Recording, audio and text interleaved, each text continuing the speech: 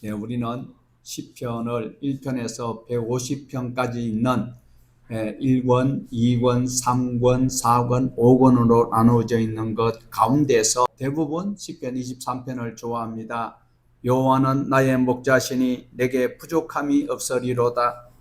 그가 나를 푸른 풀밭에 누이시며 쉴만한 물가로 인도하시는 도다 할 때에 자기가 기대하고 또 쉬고 싶은 마음이 있는 고단한 여생 속에 하나님의 말씀이 자기와 함께 한다는 것에 정말 위로를 느낄 수 있는 것이 시편 23편일 것일 수 있습니다. 자녀들을 하나님의 기뻐하시는 뜻대로 양육하기 위해서는 또한 시편 1편을 우리가 자녀들에게 읽어줄 수도 있습니다. 복 있는 사람은 악인의 꾀를 따르지 아니하고 죄인들의 길에 서지 아니하며 오만한 자의 자리에 앉지 아니하고 오직 여호와의 율법을 주야로 묵상하는도다라고 자녀들에게 읊어주는 것이 성도들의 일반적인 태도일 것입니다.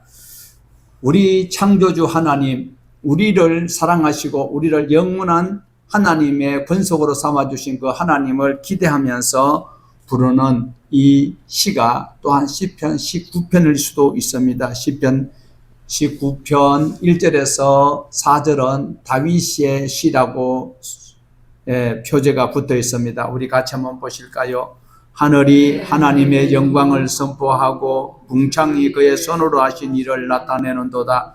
나는 날에게 말하고 밤은 밤에게 지식을 전하니 언어도 없고 말씀도 없으며 들리는 소리도 없으나 그의 소리가 온 땅에 통하고 그의 말씀이 세상 끝까지 이르도다. 하나님이 해를 위하여 하늘에 장막을 베푸셨도다. 이렇게 천지를 창조하신 하나님을 노래하는 것이 우리가 창세기부터 요한계시록까지 참 자세히 살펴보면 너무나도 좋지만 그러나 우리 일상이 여의치 못합니다. 그래서 66권에 함축되어 있는 시편을 통하여서라도 우리가 창조주 하나님을 기억할 수 있는 것이 바로 19편이다라는 것을 눈여겨보셔야 합니다. 뿐만 아니라 다윗처럼 힘들고 어려운데 자기가 지었던 죄가 있어 허물없는 자가 없습니다. 그때에 불렀던 또한 노래, 그 시가 다윗이 지은 시인데 바로 51편입니다. 시편 51편 1절에서 12절까지인데 중간에 중략하고 우리 같이 또 앞에 나오는 것을 한번 읽어보시기를 바랍니다. 하나님이 주의 인자를 따라 내게 은혜를 베푸시며 주의 많은 긍휼을 따라 내 죄악을 지워주소서. 하나님이여 내 속에 정한 마음을 창조하시고 내 안에 정직한 영을 새롭게 하소서. 나를 주 앞에서 쫓아내지 마시며 주의 성령을 내게서 거두지 마소서. 주의 구원의 즐거움을 내게 회복시켜 주시고 자원하는 심령을 다윗이 바세바와 동침한 후에 나단 선지자가 지적할 때에 본문에는 구체적으로 안 나오지만 이렇게 다윗이 하나님 앞에 자기가 기도했던 것을 기록으로 남겼기 때문에 우리도 이렇게 하나님 앞에 기도를 하면 하나님께서 외면하지 않으실 것을 말씀하고 있습니다.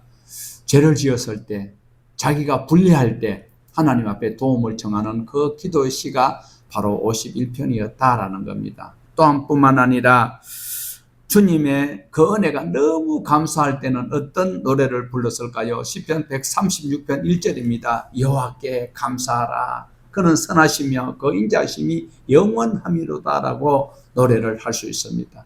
그러니까 죄를 지었으면 하나님 앞에 나의 죄를 사하여 주시고 예수의 보혈로 씻어 주시고 다시 말씀 안에 거듭날 수 있도록 나를 정직한 영을 내게 주셔서 정직한 영이 하나님을 향할 수 있는 마음, 하나님께로 갈 수 있는 그런 마음을 달라고 기도하였던 반면에 좋은 일이 있으면 또 여호와께 감사하라.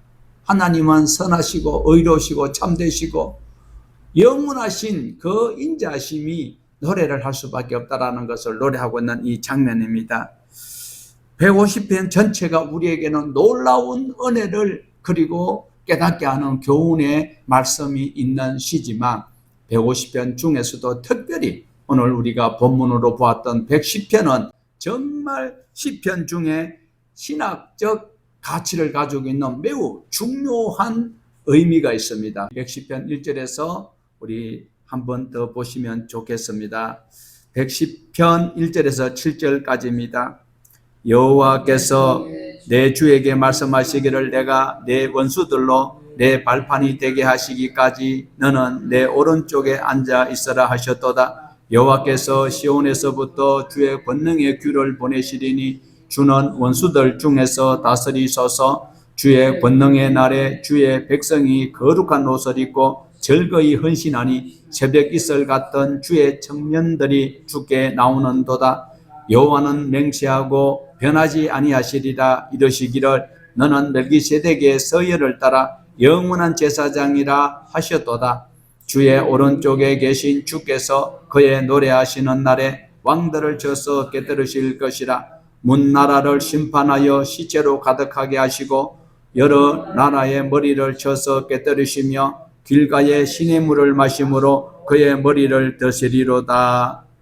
솔직히 시편 23편이나 1편은 우리가 눈 감고도 다 그리고 또 많이 들어봤습니다. 그렇지만 정말 중요하고 신학적으로 또한 우리에게 필요한 메시아가 우리 구주 예수 그리스도께서 오시는 이런 예언되어 있는 시는 그렇게 잘 안 알려져 있습니다. 그리고 110편 1절에서 7절까지 읽어도 그렇게 감흥이 없어요. 여호와는 나의 목자시로다. 그리고 해를 두려워하지 아니하고 원수의 목전에 쌍을 차려주시고 훨씬 더 다가오는데 정말 중요한 이 말씀이 우리에게는 그렇게 알려지지도 아니하였고 별로 감흥이 없다라는 것입니다. 짧은 7절로 기록이 되어 있지만 신약 성경에서 가장 많이 인용되어 있는 성경 시편 9절이 바로 110편이다라는 것입니다. 대표적으로 보면 마태복음 21장과 22장의 바리새인들이 예수님의 사역에 토를 달고 있을 때에 누가 너에게 그런 고난을 주었느냐, 그 권세가 어디서 왔느냐 이렇게 시비를 걸고 있을 때에도 우리 주님께서 인용하신 말씀이 바로 110편이었다라는 것입니다. 바리새인들이 직접 예수님께 그 권위를 물을 때 우리 예수님께서 대답하셨던 말씀이 바로 마태복음 22장 43절에서 46절입니다. 같이 보십시다. 이러시되 그러면 성령이 감동되어 어찌 그리스도를 주라 칭하여 말하되 주께서 이르시되 내가 내 원수를 내 발 아래 둘 때까지 내 우편에 앉아 있으라 하셨도다 하였느냐. 다윗이 그리스도를 주라 칭하였은즉 어찌 그 자손이 되겠느냐 하시니 한마디도 능히 대답하는 자가 없고 그날부터 감히 그에게 묻는 자도 없다라고 기록이 되어져 있습니다. 바로 45절에 다윗이 그리스도를 주라 칭하였은즉 어찌 그의 자손이 되겠느냐라고 예수님께서 그 문제로 삼고 있는 그들에게 되물었을 때에 그들이 찍 소리도 못하고 꽥 소리도 못하는 것을 110편을 인용하여 말씀을 하고 있습니다. 무슨 말씀인지 이해되십니까? 예수님이 하나님이라고 하니까 네가 나이도 몇 살 안 되는데 다윗이 그럴 때 예수님께서 110편을 인용하셔서 그러면 다윗이 왜 나를 주라고 했느냐? 그러니까 그때부터 묻는 사람이 없더라. 그러니까 바로 44절입니다. 주께서 내 주께 이르시되 내가 내 원수를 내 발 아래 둘 때까지 내 우편에 앉아 있으라 하셨다. 그러니까 바리새인들과 그리고 율법사들이 한마디도 하지 못하였다라는 것을 우리에게 보여주고 있습니다. 바로 44절이 110편을 인용하였다라는 말씀입니다. 110편 중에 어떤 말씀일까요? 바로 1절을 인용하였습니다. 바리새인들은 예수 그리스도께서 메시아라고 인정 안 해요. 다윗의 후손으로 오신 분이 바로 오실 메시아다라고 믿고 있는데 예수님께서 하신 것은 보니까 분명히 메시아 냄새는 나는데 자기네들이 인정하기는 좀 껄끄러운 바리새인들이 예수님을 꼬투리를 잡고 있습니다. 다시 말하면 바리새인들과 논쟁을 할 때에 예수님께서는 예수님의 자신을 정체를 설명하면서 110편 1절에 있는 말씀을 바로 인용하였다라는 것입니다. 마태복음 26장에서도 이 바리새인들이 이번에 바리새인이 아니에요. 대제사장이 와서 이제 또한 태클을 걸고 있습니다. 자, 26장 64절입니다. 같이 보십시다. 예수께서 이르시되 내가 말하였느니라. 그러나 내가 너희에게 이르노니 이후에 인자가 권능의 오른편에 앉아 하늘에 구름을 타고 오는 것을 너희가 자, 우리 주님이 바로 성부 하나님 우편에 앉아 계시는 성자 하나님이시다라는 것을 말씀하고 있습니다. 바로 우편에 앉아 계신다. 이것 또한 시편 110편의 1절에 다윗의 노래를 들어서 바리새인들이 그 좋아하는 다윗의 시를 통하여서 우리 주님께서는 항상 누가 악하게 질문하면 바로 그 질문을 질문을 하시면서 그리고 그들이 가장 우상치하고 좋아하는 이런 말씀을 들어서 대받아치시는 주님의 말씀을 우리가 시편에 인용하는 것을 볼 수가 있습니다. 자, 대제사장이 물어요. 그때 예수님께서 바로 내가 하나님 우편에 앉아있는 그가 바로 내다. 그런데 그들이 알아들었을까요? 천만에 알아들을 리가 없죠. 알아들었으면 예수님을 십자가에 못 박을 리가 없습니다. 그래서 신약 많은 곳에 많은 성경들이 시편 110편을 인용하였습니다. 사도행전 2장 34절에서 35절입니다. 다윗은 하늘에 올라가지 못하였으나 친히 말라에 이르되 주께서 내 주에게 말씀하시기를 내가 내 원수로 내 발등상이 되게 하기까지 너는 내 우편에 앉아 있으라 하셨으니 로마서 8장 34절에도 나옵니다. 누가 정죄하리요 죽으실 뿐만 아니라 다시 살아나신 이는 예수 그리스도시니 그는 하나님 우편에 계신 자요 우리를 위하여 간구하시는 자니라 이렇게 말씀하시고 고린도 전서 15장 25절에도 말씀합니다. 그가 모든 원수를 그 발 아래 둘 때까지 반드시 왕노릇 하시리니 이렇게 소개하고 있습니다. 이뿐만 아닙니다. 하나님 말씀을 예수님은 항상 말씀을 인용하였지만 사도 바울 또한 시편 110편을 인용한 것이 많이 있습니다. 에베소 1장 20절과 골로새서 3장 1절, 히브리서 3장 1장 3절, 13절, 5장 6절, 7장 17절과 21절 그리고 8장 1절과 또한 10장 12절에서 13절, 12장 2절 그리고 베드로 전서 3장 22절까지도 모두가 시편 110편을 인용하였다. 왜 인용하였을까요? 여호와는 나의 목자시니 감성적으로 그런 것이 아니라 우리에게 누가 필요해요? 로마에서 압대되는 것이 중요해요? 내 발가락 부러지는 게 빨리 낫는 게 중요해요? 내가 죄를 사함받고 영생에 들어갈 수 있는 것이 필요한데 그거 누가 해야 돼요? 내가 내 죄를 씻을 수 없기 때문에 우리 주 예수 그리스도가 십자가 지시고 돌아가실 그분이 말씀대로 오시는 다윗의 후손으로 오시는 메시아가 있어야 되는 거예요. 구세주가 계셔야 되는데 그 구세주가 필요하기 때문에 시편 110편의 신약 성경에서 인용할 수밖에 없는 메시아의 오심, 그리스도의 탄생의 노래를 불러도 하자가 없는 이 떼약 끝에 이 더운데 성탄의 노래를 부를 수밖에 없는 것이 안타깝지요. 예수님 한번 오신 것을 12월 25일 날 한 번만 딱 부르고는 그 다음에 다시는 안 부르잖아요. 그 다음에 순 달라는 소리만 하고 앉았는 도둑 같은 사람들이 다시 메시아의 시를 통하여서 자신을 돌아볼 수 있어야 합니다. 시편 2편에도 1절에서 4절을 우리 같이 보십시다. 어찌하여 이방 나라들이 분노하며 민족들이 헛된 일을 꾸미는가? 세상의 군왕들이 났음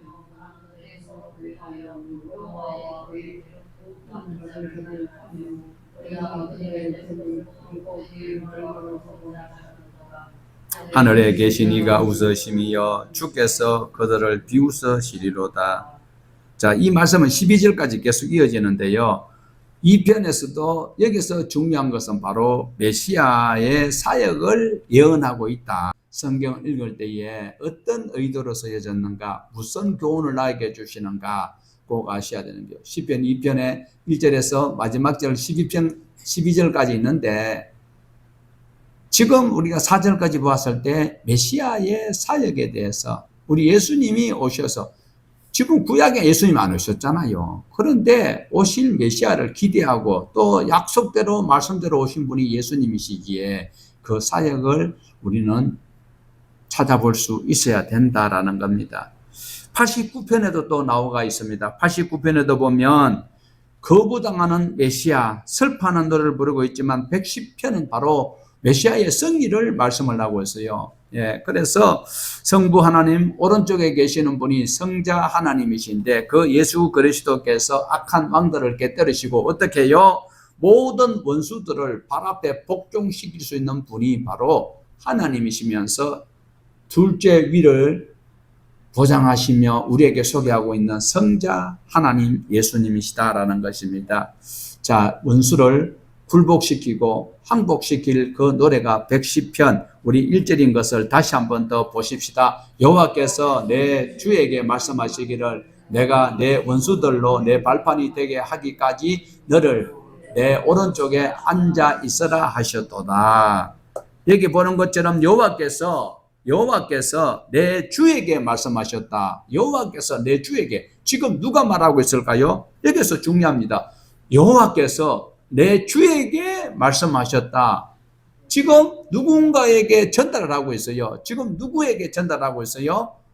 이 시를 기록한 자에게 여호와께서 지금 예수님을 내 주라고 말씀하시는 것이 다윗이 시를 기록하였을 것이다. 그러면 하나님이 다윗에게 예수님이 바로 내 주다. 그러니까 다윗이 족보로 보통 육체적 생물학적 관계를 따지면 한참 족보에 잘 있지만 다윗이 그 어른이 주라고 이야기하면 그분이 누구시겠느냐라는 것이 바로 110편에서 소개를 하고 있다라는 것을 밝혀주고 있습니다. 그래서 표제에 보면 다윗의 시로 되어 있어요. 그래서 이 시를 110편을 기록한 자가 여호와께서 내 주에게 말씀하시기를 내가 내 원수들로 내 발판이 되게 하기까지.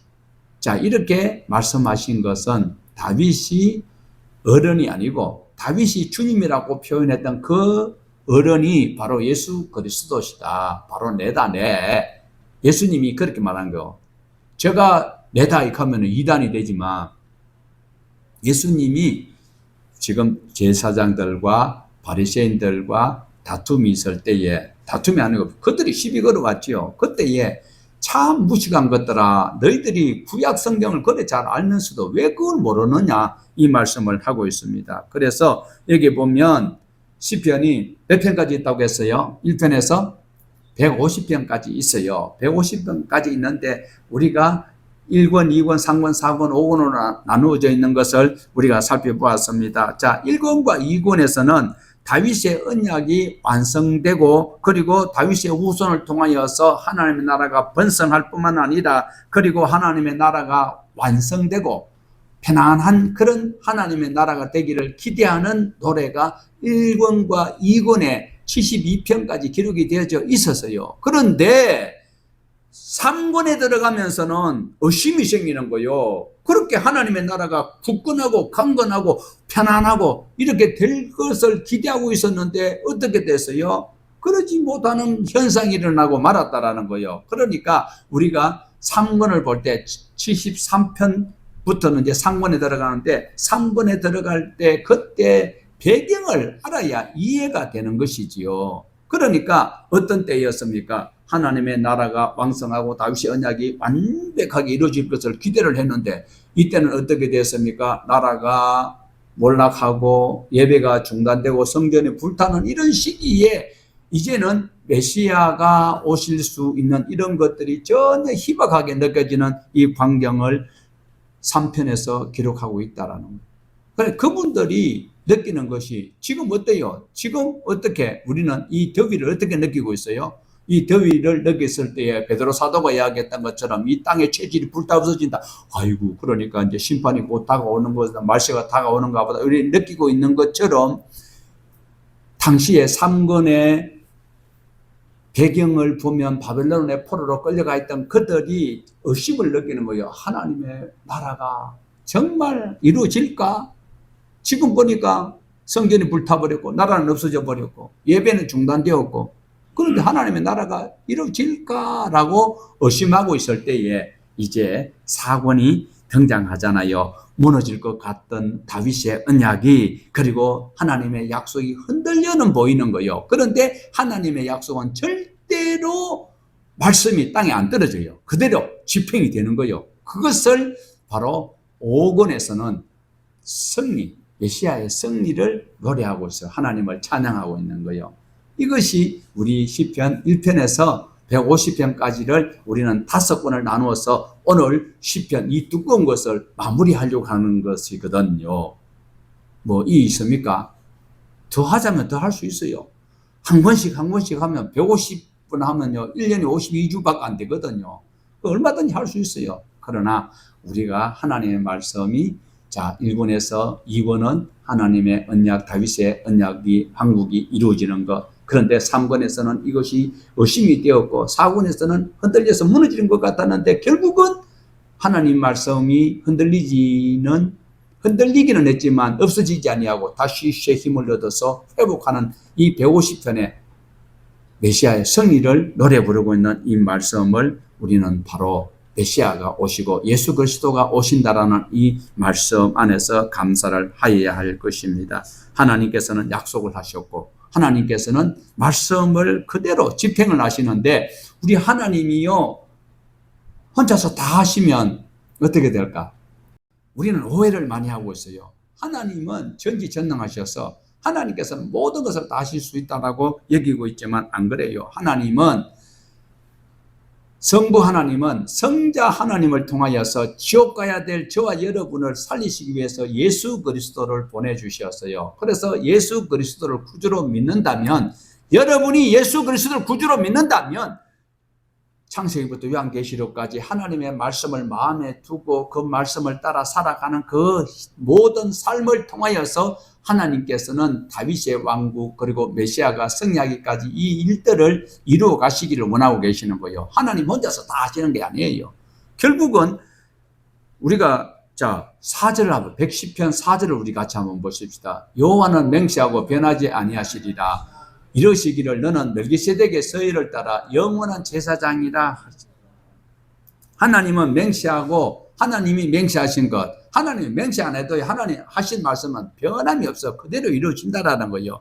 멜기세덱의 서열을 따라 영원한 제사장이 되신 분이 누구예요? 아론입니까? 아론은 죽어버렸어요. 그리고 엘리야살입니까? 엘리야살도 죽었어요.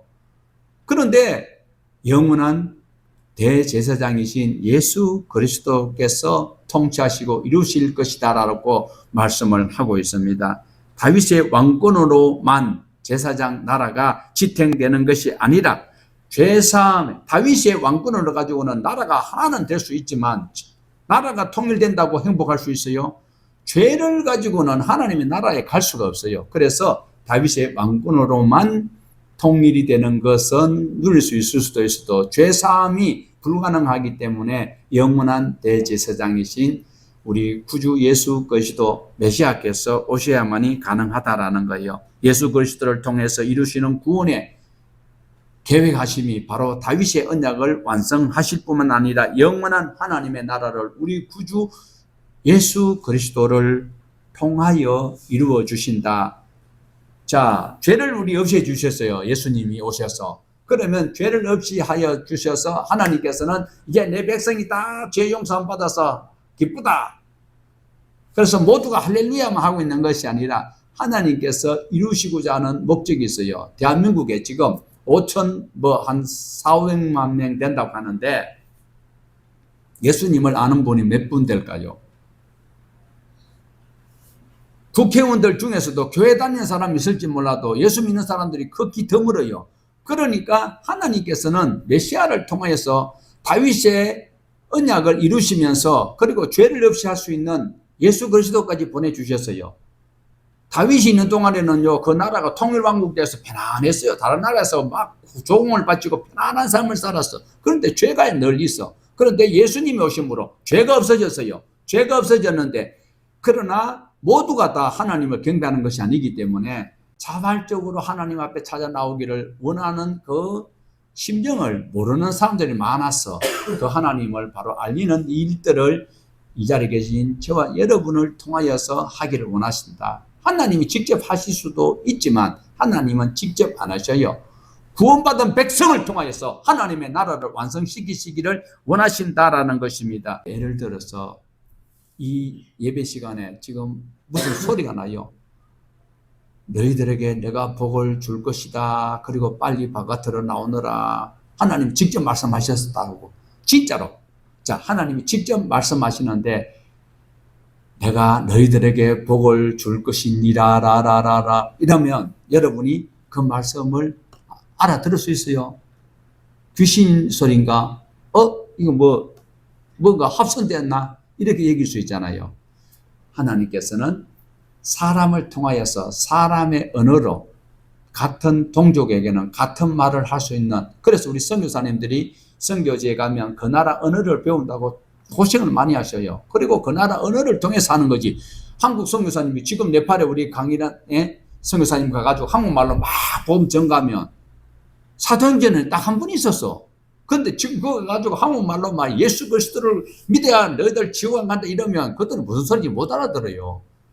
그 나라 언어로 알 수 있도록 하나님은 사람이 사람에게 복음을 전가하기 위해서 먼저 믿는 저와 여러분을 사용하신다는 사실을 꼭 기억을 하셔야 합니다. 자, 이렇게 132편, 145편, 148편, 149편 속에서도 독특한 단어가 성도라고 나오고 있습니다. 성도. 자, 그러면 구약에서 신약의 성도와 구약의 성도의 가치가 다르다라는 걸 기억을 해야 돼요. 신약, 우리가 보통 성도라 그러면 어떻게 해요? 거룩한 무리. 한문으로 쓰면 거룩할 성자의 무리 도자거든. 거룩한 모임이 바로 거룩한 백성. 그래서 성도라고 이야기하는데 시편에 오늘 구약에 있는 시편에서는 성도라는 말은 히브리어로 하시드라는 말입니다. 하시드라는 단어가 헤세드에서 나왔는데 헤세드는 자비, 인자, 사랑, 친절 이런 것이 포함이 되어져 있습니다. 그래서 헤세드에 보면 자비, 인자, 사랑, 그런데 하시드는 친절과 경건이 포함이 되어 있어요. 하시드는 따로 친절과 그리고 경건이 포함되어 있는데 바로 헤세드에서 하시드가 나왔다라는 거예요. 그리고 언약에 신실하신 하나님의 성품은 바로 자비로우시고 인애로우신 하나님이 헤세드다라는 거예요. 그래서 하나님의 그 헤세드. 여기서 중요한 것은요, 우리가 헤세드를 감정적으로만 여기면 안 돼요. 하나님이 우리를 감성적으로 사랑했다라고 여기면 안 된다라는 거예요. 그리고 분명히 기억해야 될 것은 우리 하나님께서는 하시드, 인자와 그리고 친절과 경건, 이 하시드를 우리는 하나님께서 의지적으로 가지고 우리를 대해주셨다. 이것이 무엇이냐 하면 하나님께서 죄를 지은 자가 회개하면 어떻게 해요? 죄를 지었을 때 그 사람이 죄를 지은 자가 미워요? 이뻐 보여요? 이뻐 보여요? 미워 보여요? 그러면 그 사람이 또 다시 회개해서 그럼 어떻게 해요? 여러분의 심정을 이야기해 봐요. 나한테 잘못한 사람이 잘못하면 밉지요. 그런데 그 사람이 사과를 해요. 그러면 순식간에 내가 그 사람의 사과를 인하여서 그 사람이 이뻐 보여요. 마음 한켠에는 항상 섭섭함이 있어요. 그런데 우리 하나님은 아니라는 거예요. 하시더. 하나님은 의지를 가지고 우리를 사랑하시는 거예요. 여기에 큰 힌트가 있습니다. 하나님은 감정적으로 우리를 사랑하시는 것이 아니라 정말로 악하고 악하잖아요. 그런데도 의지적으로 기다려주시면서 돌아오기를, 하루가 얼마나 지루한지 천년같이 지루한 가운데서도 회개하고 돌아오기를 기다리시는 그 하나님이 의지적으로 우리를 사랑해 주셨다라는 그것이 바로 오늘 이 시대에 살아가는 저와 여러분이 헤세드 속에 하시드적 마인드를 가지고 살기를 원하는 거예요. 하나님 앞에 말씀으로 의지적으로 내가 의도적으로 하나님 앞에 찾아가야 돼요. 내가 애를 쓰면서 찾아가는 것이 두리고 떨림으로 구원을 이루어야 된다는 것을 말씀을 하고 있습니다. 다윗은 이 시편을 통하여서 왕이신 하나님을 노래하고 있어요. 다윗이 실제로 왕이었잖아요. 그러면서도 다윗은 자기가 왕인데도 불구하고 항상 왕의 자리에는 만왕의 왕이신 여호와 하나님이 자기와 함께 하시고 그 하나님을 높이며 살아가는 이 신앙을 우리에게 소개를 하고 있다라는 것입니다. 그래서 시편 145편 10절의 노래처럼 하나님의 헤세드를 경험하고 우리 삶이 하나님의 헤세드를, 하나님의 자비와 하나님의 인애를 경험한 저와 여러분이라면 내가 친절하고 경건하게 하나님의 말씀을 남에게, 자식에게, 내 가까운 인척에게 바로 의지적으로 다가가야 될 것을 우리에게 신앙의 명제를 남기고 있습니다. 명제가 아니고 신앙의 명령을 하고 있어요. 해도 되고 안 해도 되는 게 아니에요. 복음을 전파하는 것은 명령입니다. 정인이잖아. 저와 여러분은 선교자예요.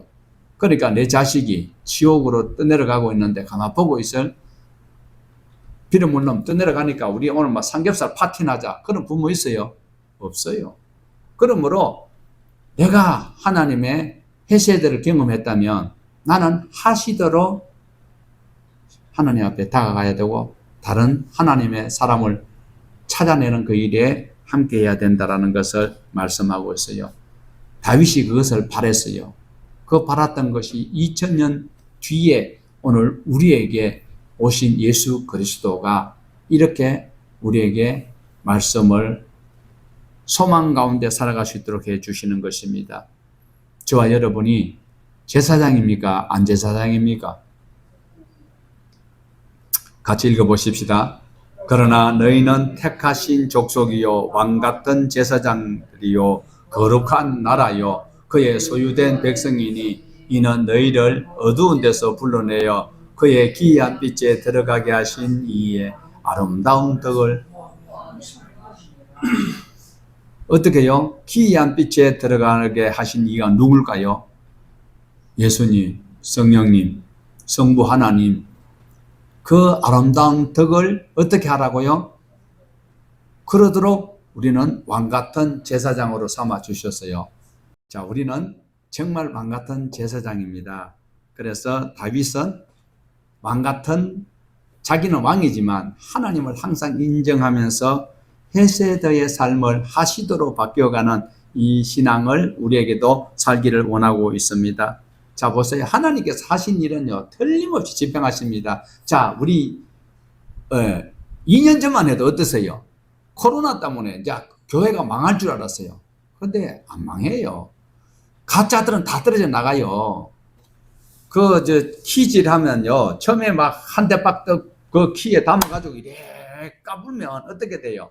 쭉정이는 다 기나고 알맹이는 막 요 정도밖에 안 돼. 이만큼 부었는데 이래 까불면 그렇게 막 교회 가면 뭐 잘 된다. 교회 가면 보험도 들 수 있고 교회 가면 뭐 또 뭐 취직도 시켜주고 아이고 우리 장로님이 사업장 뭐 크게 하고 뭐 우리 권사가 뭐 어떻게 대기업에 뭐 하고 있는데 이래가 막 연줄로 막 출시하려고 그래 오는 것들이 코로나 걸렸을 때에 또한 시험이 어려움이 오면 다 떨어져 버린 거예요. 베드로도 예수님을 모른다고 닭 3번 울기 전에 2번 거절해서요. 닭 2번 울 때에 예수 3번 부인해서요.